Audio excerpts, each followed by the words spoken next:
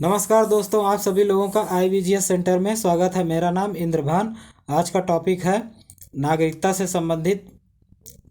इसके पहले वाले लेक्चर में हमने पढ़ा था जो संविधान में नागरिकता से संबंधित प्रावधान दिए गए हैं वो, और उसके बाद इस लेक्चर में हम पढ़ेंगे जो संविधान के आर्टिकल 10 और 11 में जो संसद को शक्ति दी गई है अधिनियम बनाने की। तो उन्हीं के अधिनियमों में जो सबसे सर्वप्रथम अधिनियम है वो है नागरिकता का अर्जन या नागरिकता संबंधी अधिनियम 1955।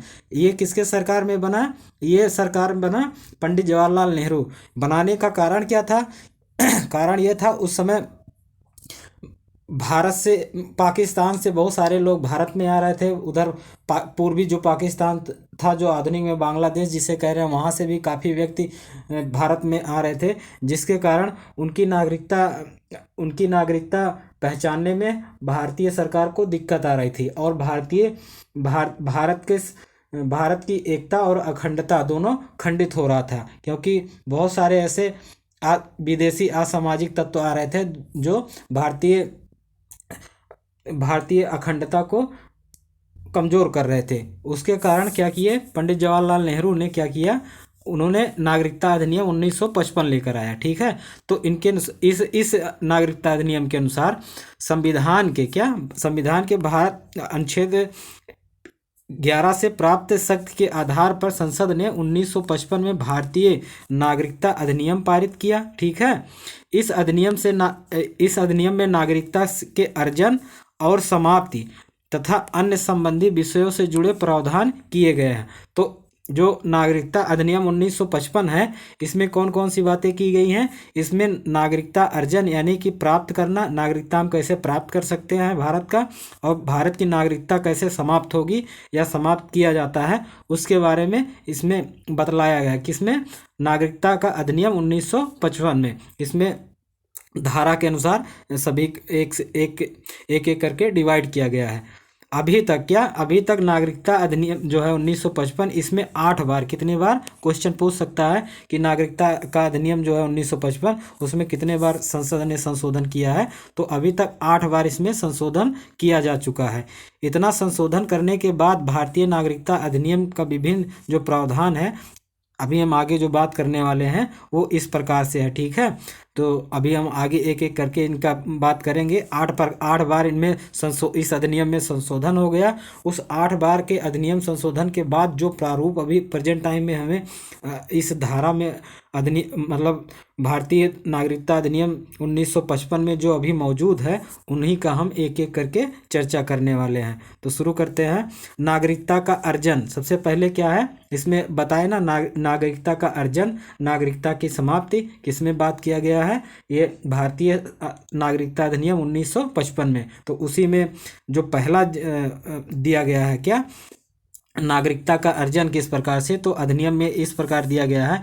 नागरिकता अधिनियम 1955 में नागरिकता प्राप्त करने के लिए 5 शर्तें बताई गई हैं। कितने? नागरिकता, भारत की नागरिकता आपको प्राप्त करनी है तो 5 शर्तों से आपको गुजरना पड़ेगा। कौन कौन से शर्त हैं वो इस अधिनियम में बताया गया है? एक है जन्म, यानी कि आप भारत में जन्मे हो। दूसरा है वंशानुगत, ठीक है, यानी कि आपके पूर्वज यहीं पे जन्मे रहे हो। तीसरा है पंजीकरण, आप किसी विदेशी जनसंख्या आयुक्त के या राजदूत के पास आपने पंजीकरण कराया हो। प्राकृतिक एवं क्षेत्रीय समाविष्ट के आधार पर, अर्थात यहाँ प्राकृतिक एवं क्षेत्र समाविष्ट, अर्थात जो भारत संघ में जो शामिल क्षेत्र हैं प्राकृतिक रूप से, उनमें उनके आधार पे जो समाविष्ट किया गया है नागरिकता का, उनके आधार पर नागरिकता हम कैसे प्राप्त कर सकते हैं, ये हमें दिया गया है। किसमें? नागरिकता अधिनियम 1955 में। धारा कौन सी है? धारा 3 से 7 के बीच में इसका उल्लेख किया गया है। अब पांच प्रकार हैं, 5 शर्तें दी गई हैं। कौन कौन? जन्म, वंशानुगत, पंजीकरण, प्राकृतिक एवं क्षेत्र समाविष्ट, यही 5 आधार हैं जो नागरिकता अधिनियम 1955 नागरिकता प्राप्त करने के लिए आवश्यक हैं। ठीक है। तो 5 यही तत्व है, यही 5 शर्तें हमें एक एक करके 5 शर्तों को हम पढ़ेंगे। कौन कौन से? सबसे पहले जन्म को पढ़ेंगे, फिर वंशानुगत को पढ़ेंगे, फिर पंजीकरण को पढ़ेंगे, फिर प्राकृतिक एवं क्षेत्रीय समाविष्ट को एक एक करके देखते हैं। और इनका जो व्याख्या किया गया है धारा 3 से लेके 7 के बीच में किया गया है। जैसे धारा 3 में जनसंख्या से जन्म से संबंधित होगा, धारा 4 में वंशानुगत से, इसी धारा 5 में पंजीकरण, धारा 6 में प्राकृतिक, धारा 7 में क्षेत्र समाविष्ट। तो सभी धाराओं में एक एक करके 5 शर्तें बताई गई हैं। तो पहले में है जन्म से। क्या? जन्म जो शर्त है पहला नागरिकता के लिए, तो नागरिकता अधिनियम 1955 की धारा 3 में क्या? धारा 3 के अनुसार यदि कोई व्यक्ति निम्न वर्ग में से किसी में शामिल है तो वह जन्म के आधार पर भारत का नागरिक माना जाएगा। तो वो क्या है? वो अभी आगे दिया गया है कौन से वर्ग हैं। 3 वर्ग वैसे हैं इसके, जन्म से नागरिकता हमें प्राप्त करना है तो वो 3 वर्ग बतलाए गए हैं नागरिकता अधिनियम 1955 में। 3 नहीं और है, अभी बताते हैं एक करके। जैसे पहला क्या है? जन्म। पहला क्या है इसमें का है क्या? ए इसे बोलेंगे या का? तो ए में दिया गया है जन्म से नागरिकता प्राप्त करने के लिए वह व्यक्ति जो है 26 जनवरी 1950 को या उसके बाद किंतु 1 जुलाई 1987 से पहले भारत के राज्य क्षेत्र में उसका जन्म हुआ हो। तो ये आपको डेट याद रखनी है इससे संबंधित जानने के लिए। किस व्यक्ति को हम जानेंगे कि इसकी नागरिकता भारतीय नागरिकता है, तो उसके लिए नागरिकता अधिनियम 1955 में ये प्रावधान है कि अगर वो व्यक्ति 26 जनवरी 1950 को या उसके बाद किंतु 1 जुलाई 1987 को पैदा हुआ है भारतीय राज्य क्षेत्र में, तो वो भारत का नागरिक माना जाएगा जन्म से। जिसका जन्म 1 जुलाई 1987 को या इसके बाद किंतु 3 दिसंबर 2004 से पहले भारत के राज्य क्षेत्र में हुआ हो तथा उसके माता पिता में से कम एक व्यक्ति उसके जन्म के समय भारत का नागरिक हो। ठीक है। तो यहाँ पे हम इसलिए बात कर रहे हैं, जैसे यहाँ आप थोड़ा सा कंफ्यूज हो जाएंगे कि ये क्या है 26 जनवरी 1950, 1987, 1 जुलाई 1987 और 3 दिसंबर 2004। तो अभी हम पीछे बात कर चुके हैं। भारतीय नागरिकता अधिनियम में अभी तक 8 बार संशोधन किया गया है। कितना बार? 8 बार संशोधन किया गया है। तो उन्हीं संशोधनों में जो अभी प्रेजेंट टाइम में उसमें जो शर्तें दी गई हैं वो यही शर्तें हैं। 3 बार उनमें ये शर्तें परिवर्तित की गई। कौन कौन सी? एक 26 जनवरी 1950 के बाद और 1987 से पहले। दूसरा ये है कि मान लीजिए कोई व्यक्ति 1987 1 जुलाई 1987 को या उसके बाद पैदा हुआ है किंतु 3 दिसंबर 2004 को से पहले वो भारत के राज्य क्षेत्र में हुआ हो और उसके जन्म के समय में उसका चाहे माता या पिता कोई भी भारत का नागरिक रहा हो तो उसे जन्म से नागरिकता उस व्यक्ति को जन्म से नागरिकता माना जाएगा। में यानी कि सी में दिया गया है क्या? 3 दिसंबर 2004 को या उसके बाद भारत में उसका जन्म हुआ हो तो उसे 2 शर्तें पूरी, अगर वो 2 शर्तें पूरी कर रहा है, कौन कौन सा? यानी कि 3 दिसंबर 2004 को या उसके बाद अगर भारत में पैदा हुआ और 2 शर्तें वो पूरी कर रहा है तो उसे जन्म से भारत का नागरिक माना जाएगा। कौन कौन वो 2 शर्त हैं देख लेते हैं। पहला शर्त है माता पिता दोनों भारत के नागरिक हों, तब वो जन्म से भारत का नागरिकता माना जाएगा उसे। दूसरा, माता पिता में से कोई एक भारत का नागरिक हो, दूसरा अवैध प्रवासी हो। ठीक है, यानी कि अवैध रूप से अगर आया हो, जैसे शादी कर लिया हो यहीं पे आके। ठीक है, कोई व्यक्ति पिकनिक टूर पे आया, ठीक है, विदेश से यहाँ पे, उसके बाद किसी व्यक्ति से शादी कर लिया तो वो अवैध प्रवासी के रूप में माना जाएगा। ठीक है, तो अगर इस प्रकार से है तो उसे जन्म से नागरिकता दी जाएगी। 2 नागरिकता संशोधन हुए कब कब? 1886 या 2003 में। अभी बात की है ना, कब कब? 26 जनवरी 1950 के बाद और 87 से पहले। तो यानी कि पहला जो संशोधन हुआ इसमें जन्म से संबंधित आंकड़ों में, तो धारा 3 में, तो इसमें 1 जुलाई 1987 को पहला दूसरा हुआ और दूसरा कब हुआ? दूसरा हुआ 3 दिसंबर 2004 को। इसमें संशोधन किया गया इस सूची में, धारा 3 में। ठीक है, भारतीय नागरिकता अधिनियम की धारा 3 में 2 बार संशोधन किए गए हैं। तो यही संशोधन है 1886, जिसे लागू किया 1987 में। और एक दूसरा संशोधन किया गया 2003 में, इसे लागू किया गया 2004 में। अब बात कर लेते हैं भारत में, भारत में पदस्थ विदेशी राजनयिक, जो विदेश के भारत में राजनयिक हैं, जैसे मान लीजिए कोई अमेरिका का राजदूत है भारत में अभी नियुक्त है, चीन का राजदूत भारत में नियुक्त है, और पश्चिम बंगाल का भारत में राजदूत नियुक्त है, ऐसे अफ्रीका महाद्वीप के राजदूत भारत में नियुक्त हैं। तो उनके बच्चे मान लीजिए यहीं पर अगर वो व्यक्ति नियुक्त है, तो उनका बच्चा जो है वो यहीं पे अगर पैदा हो रहा है, तो क्या हम उसे भारत का नागरिक मानेंगे? तो उसके लिए ये क्या है तो उसके लिए क्या है, ये नागरिकता नहीं देता है। कौन? भारतीय शासन, भारतीय नागरिकता अधिनियम 1955 की धारा जो 3 है उनको, यानी कि विदेशी राजनयिक या विदेशी राजदूत और शत्रु के देश के बच्चों को भारत नागरिकता अर्जन के करने का अधिकार नहीं देता है। ठीक है, इन दोनों के लिए नागरिकता अधिनियम नहीं बना है, विदेशी राजदूत और शत्रु देश के लिए। आगे बात करते हैं। दूसरा क्या था? 5 शर्तें थे, उसमें 5 शर्तों में दूसरा शर्त क्या है? वंश के आधार पर नागरिकता। तो धारा 4 में इसका वर्णन किया गया है। इसके अनुसार क्या है? विदेश में जन्मा भारतीय मूल का व्यक्ति, ठीक है, विदेश में जन्मा भारतीय मूल का व्यक्ति, जिसे PIO कहते हैं, PIO, ठीक है, इसे शॉर्ट में PIO कहते हैं।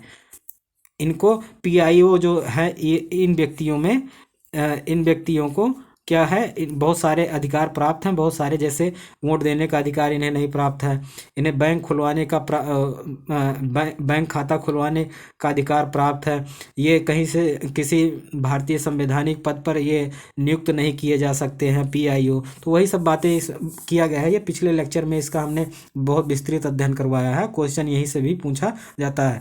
और यहाँ से जो अभी हम पढ़ा रहे हैं, एक क्वेश्चन ये IAS या PCS में पूछा जा सकता है, या नेट JRF में भी।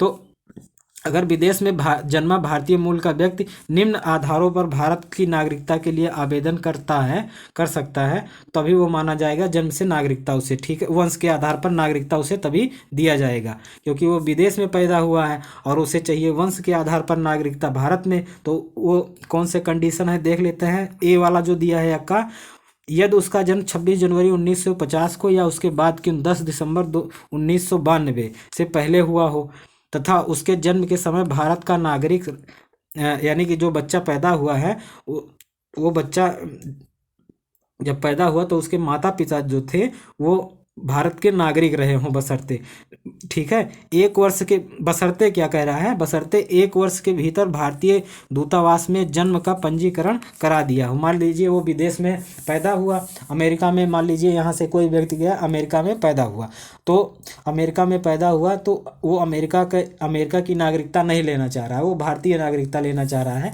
तो अमेरिका में जो भारतीय राजदूत उपस्थित हैं उनके पास वो जाके वो जन्म का पंजीकरण वहाँ पे करवा लेगा, तो उसे वंश के आधार पर नागरिकता मिल जाएगी। ठीक है, एक शर्त तो ये हुआ वंश के आधार पर नागरिकता।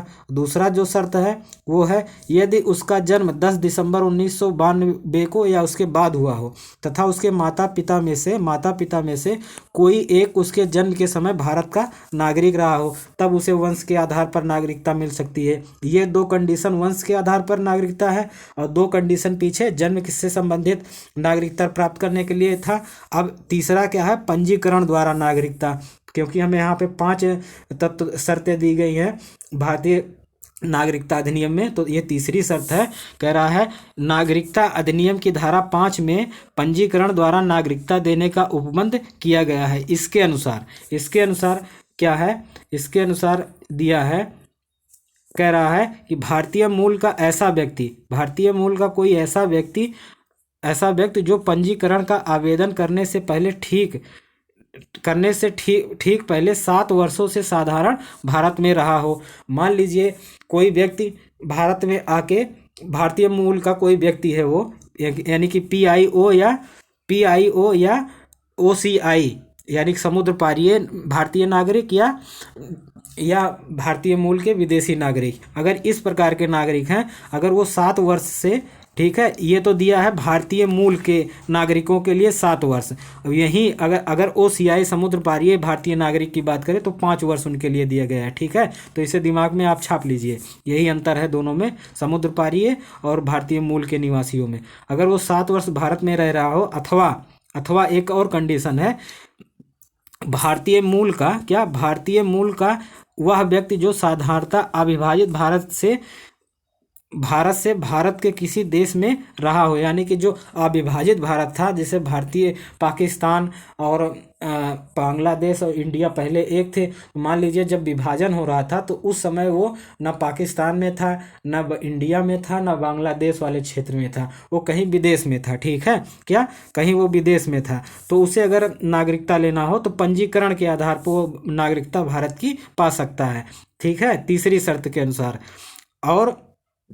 और क्या कह रहा है, तीसरा जो इसमें शर्त है पंजीकरण के आधार पर, वह व्यक्ति जिसका विवाह भारतीय नागरिक से हुआ हो तब भी वो पंजीकरण के द्वारा नागरिकता भारत का प्राप्त कर सकता है, लेकिन इसके लिए बशर्ते उसे 7 वर्ष तक भारत में साधारण रूप से रहना होगा। ठीक है, और आगे क्या कह रहा है, आगे ये कह रहा है भारतीय नागरिक के वयस्क बच्चे, ठीक है, भारतीय नागरिकों के वयस्क बच्चे अथवा इन्हें भी पंजीकरण द्वारा नागरिकता प्राप्त की जा सकती है। तो ये क्वेश्चन आप इसको जो है इम्पॉर्टेंट है, यहीं से एमसीक्यू के रूप में पूछ सकता है। 7 वर्ष 5 वर्ष, जैसे 5 वर्ष बताए साधारण रहना है किसे, तो समुद्र पारीय भारतीय नागरिक को, 7 वर्ष रहना है भारतीय मूल के व्यक्ति को, 7 वर्ष साधारणता रहना है। तो और इसके पंजीकरण द्वारा नागरिकता में चौथा जो दिया है कि भारतीय नागरिकों के वयस्क बच्चे अथवा क्या में दिया है, अथवा दिया है, अथवा के रूप में वो जो व्यक्ति है वो पूरी आयु व क्षमता के वे व्यक्ति जिनके माता पिता भारतीय नागरिकों के रूप में पंजीकृत हैं, अथवा पूरी आयु व क्षमता के वे व्यक्ति जो स्वयं या उनके जिनके माता पिता में से कोई स्वतंत्र भारत में कभी नागरिक रहा हो, यानी कि भारतीय नागरिक अधिनियम 1935 में वो नागरिकता अपना ले चुका हो, यानी कि नागरिकता उसे पंजीकरण प्राप्त हुआ हो, तब उसे भी पंजीकरण के द्वारा नागरिकता दी जा सकती है, अगर ऐसा उसके पास कोई प्रूफ है। और एक है 7वां जो इसमें है पंजीकरण द्वारा, 7वां शर्त जो है पंजीकरण द्वारा नागरिकता प्राप्त करने की 7वां जो शर्त है वो क्या है, पूरी आयु या क्षमता के हुए व्यक्ति जो 5 वर्षों, यानी समुद्र पारीय, अभी बताया ना इसी में 7 वर्ष क्या है भारतीय मूल के लिए, 5 वर्ष के लिए किसके लिए है, तो समुद्र पारीय व्यक्तियों के लिए है। ये पीछे वाले लेक्चर में हमने पार्ट फर्स्ट में इसका विस्तृत वर्णन किया है, और वहाँ पे जाके आप इसे देख सकते हैं अगर ना देखे हो वो वीडियो। और नागरिकों हेतु पंजीकरण का आवेदन देने से ठीक 1 वर्ष से वो भारत में रह रहा है, उसके लिए क्या है,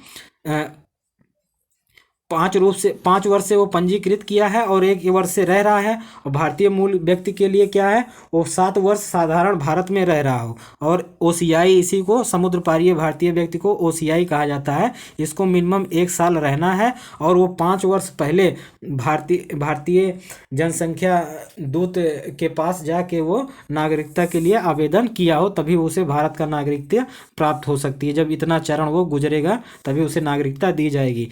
इस प्रकार नागरिकता प्राप्त करने के लिए व्यक्ति को संविधान के प्रति निष्ठा और शपथ लेना होता है। जो वहाँ पे जब पंजीकरण अधिकारी के पास जाता है कोई भारतीय मूल का निवासी या समुद्र पारीय भारतीय नागरिक, तो उसे एक शपथ लेना पड़ता है, किसके प्रति, भारतीय संविधान के प्रति निष्ठा का शपथ लेना पड़ता है। ठीक है, और चौथा देख लेते हैं, चौथा क्या था, चौथा था देशीयकरण की नागरिकता। ठीक है, चौथा क्या है, देशीयकरण की नागरिकता। अब बात कर लेते हैं, तो इसे इंग्लिश में कहते हैं सिटीजनशिप थ्रस नेचुरलाइजेशन। तो नागरिकता अधिनियम की धारा 6 में देशीयकरण द्वारा नागरिकता प्राप्त की प्रावधान स्पष्ट किया गया है, ये धारा 6 में है। देशीयकरण द्वारा नागरिक बनने का अर्थ लंबे निवास के आधार पर किसी देश का नागरिक बन जाने से है। देशीयकरण उसे कहा जाता है, देशीयकरण नागरिक उस प्रकार को नागरिक उस प्रकार के नागरिक को कहा जाता है या उस प्रकार के व्यक्ति को कहा जाता है कि कोई व्यक्ति भारत में बहुत लंबे समय से रह रहा है, यहीं आके जॉब कर रहा हो 15 साल से, 20 साल से, ठीक है, और यहीं पे मकान भी ले लिया हो, तो उसके आधार पर उसे देशीयकरण माना जाएगा। बहुत लंबे समय, 20 साल, 20-25 साल, कुछ शर्तें दी गई हैं, अभी देखते हैं उसके बारे में। केंद्र सरकार को अधिकार है कि वह किसी व्यक्ति जो अवैध आप्रवासी नहीं है, यानी कि अवैध रूप से वो घुसपैठिया नहीं है, जैसे पश्चिम बंगाल में बांग्लादेश के बहुत सारे लोग आते हैं और ममता बनर्जी क्या करती हैं, आधार कार्ड बांट के उन्हें नागरिकता देते हैं। तो इससे हमारे भारतीय क्षेत्र की स्वतंत्रता और अखंडता दोनों प्रभावित होती है। क्यों? क्योंकि जब वो व्यक्ति यहाँ भारत में आते हैं तो यहीं के प्राकृतिक संसाधनों का उपयोग करते हैं, दूसरा वो भारत के नागरिक भी नहीं होते हैं, तीसरा ये दिक्कत आती है कि वो जैसे नौकरी में जो अवसर समता भारतीय नागरिकों को मिलना चाहिए वो स्थान ले लेते हैं जो विदेशी अप्रवासी हैं, ठीक है। तो इसीलिए ये सब उनके लिए ये सब प्रावधान किया गया है। और जो बहुत लंबे समय से यहीं पे रह रहे हैं, मान लीजिए अप्रवासी रूप से, और वो यहीं पे दिखा देते हैं, देशीयकरण के तहत वो नागरिकता दे देती हैं। जैसे ममता बनर्जी क्या किए हैं, देशीयकरण के आधार पर उन्हें आधार कार्ड उनका बनवा दिए हैं, बहुत लंबे समय से उनको दिखा के, ठीक है। जबकि ये सब्जेक्ट किसका है, ये केंद्र सरकार का है। अब बात करते हैं को देशीयकरण का प्रमाण पत्र जारी कर सकती है, ठीक है। अगर वो अप्रवासी नहीं है तो, अगर वो पासपोर्ट यानी वीज़ा लेके भारत में आके रह रहा हो, बहुत लंबे समय से रह रहा हो, तो उसे देशीयकरण के आधार पर प्रमाण पत्र जारी कर सकती है केंद्र सरकार, यदि वह निम्न शर्तों को पूरा करता हो। ये कुछ शर्तें हैं देशीयकरण की नागरिकता प्राप्त करने के लिए। अब शर्त बात कर लेते हैं, 4 शर्तें हैं। पहला शर्त है कि वह किसी ऐसे देश का नागरिक या प्रजा नहीं है जो जहां भारतीय नागरिकों के देशीयकरण द्वारा नागरिक बनने पर रोक लगाई गई हो, अर्थात वह ऐसे क्षेत्र या ऐसे देश से नहीं संबंधित होना चाहिए जो भारत पर प्रतिबंध लगाया हो कि हम तुम्हें नागरिकता नहीं देंगे। जैसे यूएई के संविधान में किसी भी देश की नागरिकता नहीं दिया जाता है, तो भारत देश जो है वो यूएई के व्यक्तियों को नागरिकता नहीं देगा, क्योंकि वो भारत को भी रोकता है। इसी प्रकार भी जो है, यदि वह किसी अन्य देश का नागरिक है तो वचन देता है कि भारत में नागरिकता आवेदन स्वीकृत होने पर वह उस देश की नागरिकता त्याग देगा। अर्थात मान लीजिए अमेरिका का नागरिक है और भारत में आवेदन किया है देशीयकरण के आधार पर, बहुत लंबे समय तक भारत में रह रहा है, और देशीयकरण पर वो क्या करता है, आवेदन करता है। तो आवेदन करते समय अगर वो स्वीकार करता है कि हम जब आवेदन करेंगे तो अमेरिका का नागरिकता छोड़ देंगे और तभी उसे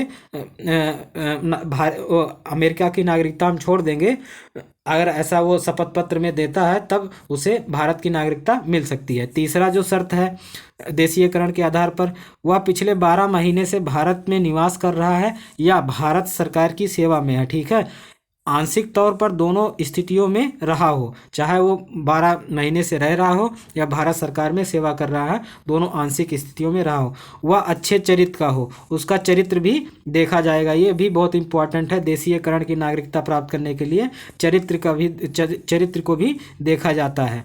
अब बात करते हैं आगे, राज्य के समावेशन द्वारा नागरिकता, जो 5वीं शर्त है भारतीय नागरिकता अधिनियम 1955 की जो 5वीं शर्त है, कौन सी है, वो ये है, राज्य क्षेत्र के समावेशन द्वारा नागरिकता। इस प्रकार से भी भारत सरकार नागरिकता देती है। अब कैसे देती है इसका भी हम देख लेते हैं थोड़ा सा उल्लेख। एक मिनट दोस्तों, हाँ अब स्टार्ट करते हैं। तो इसमें कह रहा है, नागरिकता अधिनियम की धारा 7 के अनुसार यदि कोई भूभाग भारत के राज्य क्षेत्र में शामिल होता है, यानी कि ये 7वां धारा ये कहता है, यदि कोई भूभाग जो भारत के राज्य क्षेत्र में शामिल होता है तो वह भारत सरकार अपने राज्य पत्र में अधिसूचित आदेश के माध्यम से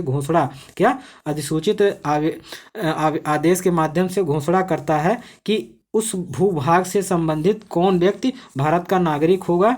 अर्थात ऐसा नियम बना सकता है, क्योंकि नियम बनाने की जो शक्ति है नागरिकता पे, उसे संसद को दी गई है। मान लीजिए जैसे अभी हमें कुछ भाग हमें पाकिस्तान को देना है और पाकिस्तान से भी हमें कुछ भाग लेना है, ठीक है। तो तब हम कैसे उसका ये डिवाइडेशन करेंगे कि उसे हम भारत का नागरिक, तो उसे भारत का अगर हमें नागरिक बनाना है, जो पाकिस्तान के क्षेत्र को हमने लिया है, अगर उस पर कोई व्यक्ति रह रहा है तो उस पर हमें सबसे पहले क्या करना पड़ेगा, नागरिकता अधिनियम 1955 में संशोधन करना पड़ेगा, ठीक है। उसके बाद वो व्यक्ति नागरिक होगा। इसी प्रकार से जैसे पहले जब देश आज़ाद हुआ था, पांडिचेरी हिस्सा बनाया गया था, तो उसे भी संशोधन किया गया था। देखते हैं, अभी बात करते हैं। तो उन्हें किस तिथि में भारत का नागरिक माना जाएगा? उदाहरण के लिए जब जब भारत ने पांडिचेरी को अपना हिस्सा बनाया था, तो केंद्र सरकार ने नागरिकता आदेश 1962 जारी किया था। तो ऐसे समय समय पर आदेश जारी करता है कौन? केंद्र सरकार।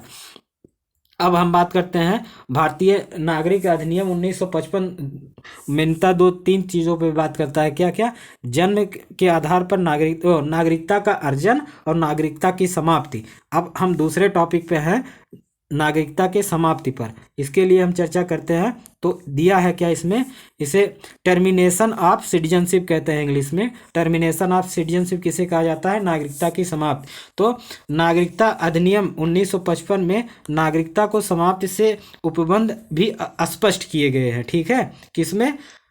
नागरिकता अधिनियम 1955 के अंतर्गत नागरिकता, भारत के नागरिकता की समाप्ति भी का वर्णन किया गया है, जिसकी धाराएं 8, 9, 10 8, 9, 10 जो हैं ये नागरिकता से संबंधित, यानी नागरिकता के समाप्ति से संबंधित है।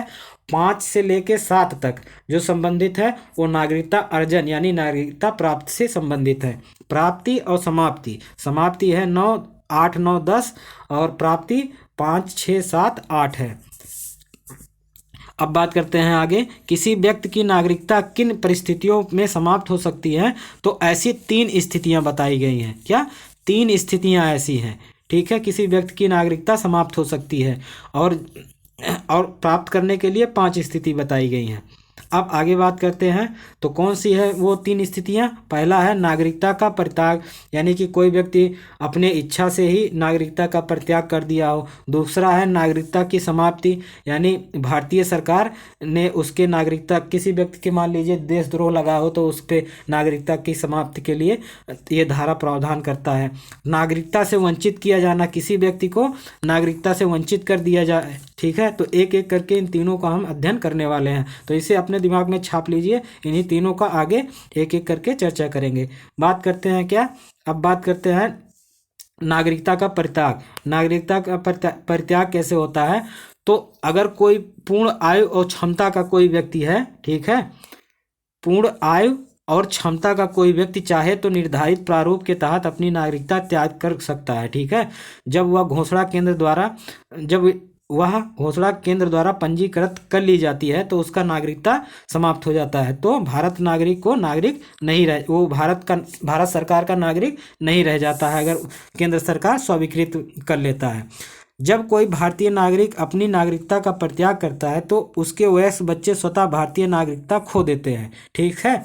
अगर कोई छोटा बच्चा है, अगर वो जानबूझ के भारत की नागरिकता उसके माँ बाप त्याग कर रहे हैं तो उसके जो बच्चे हैं उनके भी नागरिकता त्याग खत्म हो जाएगी। किंतु यदि वे बच्चे वयस्क होने के 1 वर्ष भीतर निर्धारित प्रारूप के तहत भारतीय नागरिकता पुनः प्राप्त करने की इच्छा घोषित करते हैं तो उन्हें भारत की नागरिकता प्रदान कर दी जाती है, ऐसा भी उल्लेख है। मान लीजिए कुछ बच्चे हैं जिसके माता पिता ऑस्ट्रेलिया में रहना चाह रहे हैं, लेकिन उसका बच्चा भारत में ही रहना चाह रहा है, जबकि उसके माता पिता त्याग कर दिए हों नागरिकता का, और बच्चे को रहना है भारत में। तो इस कंडीशन में धारा जो है 8 ये बताता है हमें कि वो बच्चा चाहे तो किसके पास जाके, पंजीकरण अधिकारी के पास जाके 1 साल पहले, 1 वर्ष के भीतर पंजीकरण अधिकारी के पास जाके अपना पंजीकरण करवा ले और अपने आप को दोबारा भारत की नागरिकता घोषित करवा सकता है। आगे बात करते हैं, दूसरा है इसमें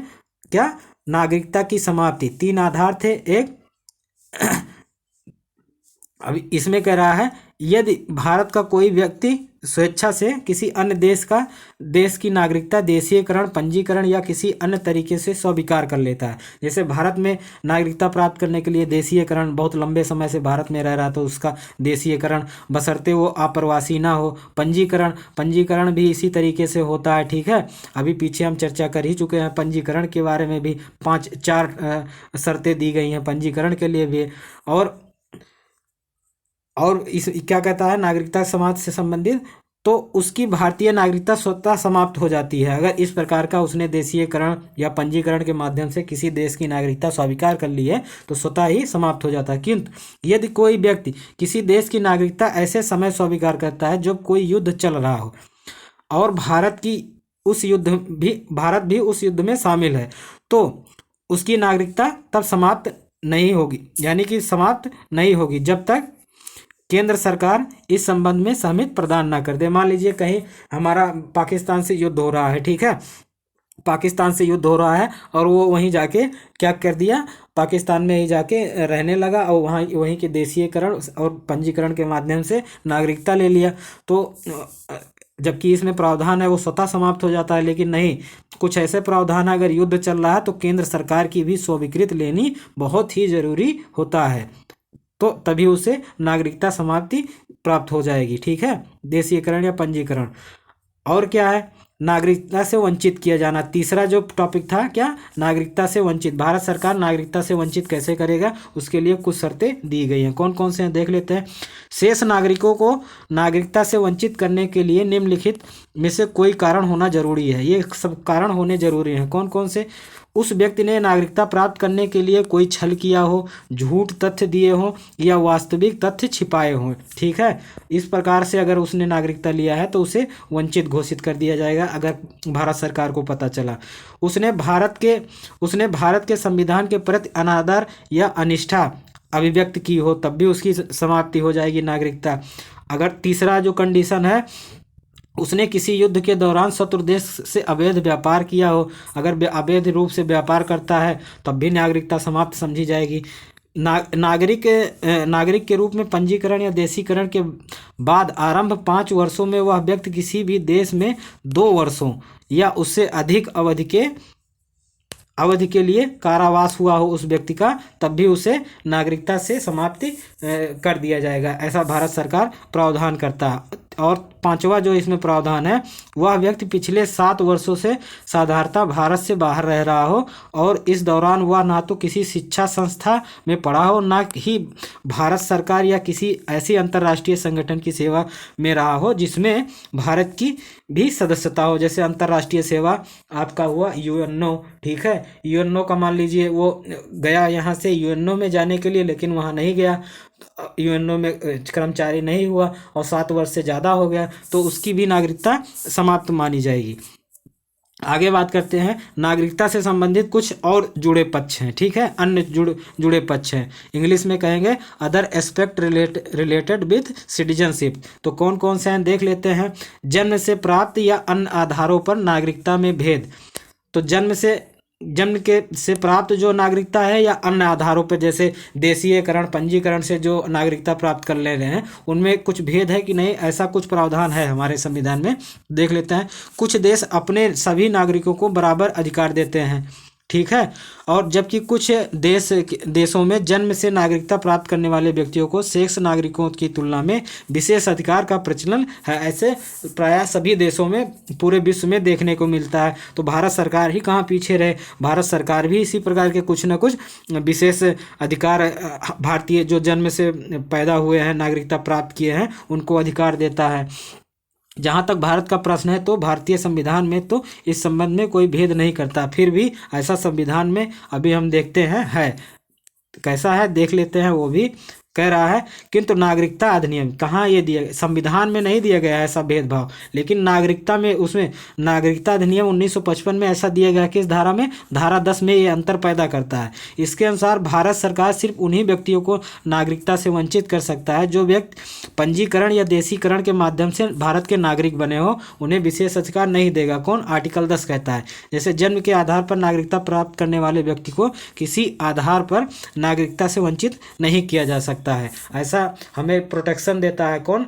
भारत सरकार भारत नागरिकता अधिनियम 1955 ऐसा हमें अधिकार देता है अपने धारा 10 के अनुसार कि अगर कोई व्यक्ति जन्म से पैदा हुआ है तो उसकी नागरिकता हम वंचित नहीं कर सकते। क्यों? क्योंकि मान लीजिए कोई राज्य है या भारत सरकार है, उसने कोई ऐसा कानून बनाया कि किसी विशेष क्षेत्र में वहाँ के व्यक्तियों की नागरिकता ही समाप्त कर दे, तो उसके नागरिकता से संबंधित व्यवधान उत्पन्न हो जाएगा, यानी कि जो मौलिक अधिकार है उस पर हनन होगा। तो उसी को अंतर्दृष्टि रखते हुए भारत नागरिकता अधिनियम 1955 में आर्टिकल 10 में ऐसे प्रावधान किए गए हैं। आगे बात करते हैं राष्ट्रीय पहचान पत्र, तो उसे निश्चित कर दिया जाएगा। अब क्या कह रहा है थोड़ा सा देख लेते हैं। राष्ट्रमंडल, दूसरा क्या है? राष्ट्रमंडल द्वारा नागरिकता 2003 में संविधान संशोधन के माध्यम से इसे निश्चित कर दिया गया था।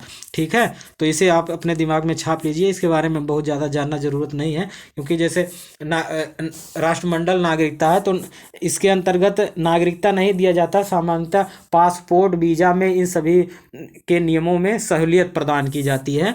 ठीक है, इसीलिए भारत सरकार ने क्या किया, 2003 में इसको समाप्त कर दिया।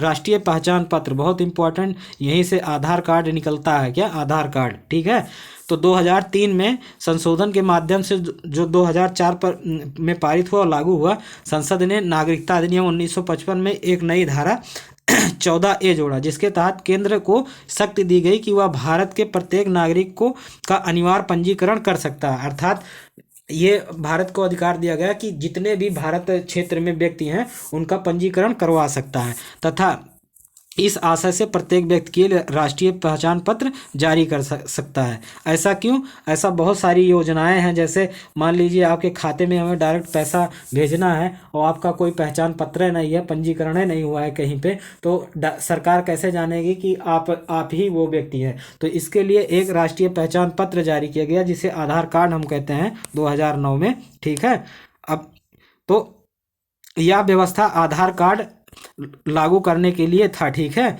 ऐसा जोड़ा जो गया था धारा 14A में जो जोड़ा गया था, इसको आधार कार्ड लागू करने के लिए किया गया था। क्यों किया गया था? जिससे केंद्र सरकार लाभार्थियों तक सब्सिडी राशि को पहुंचा सकता था। 2009 में आधार योजना को लागू करने के लिए भारतीय विशिष्ट पहचान पत्र प्राधिकरण स्थापित किया गया। ठीक है, तो आधार कार्ड धारा 14A के संशोधन के बाद ही बन पाया है, जो हमें ये अधिकार देता है कि हम भारतीय जो नागरिक हैं उनका भी हम पंजीकरण कर सकते हैं। ठीक है, इसी के साथ दोस्तों ये लेक्चर समाप्त होता है। नमस्कार, जय हिंद।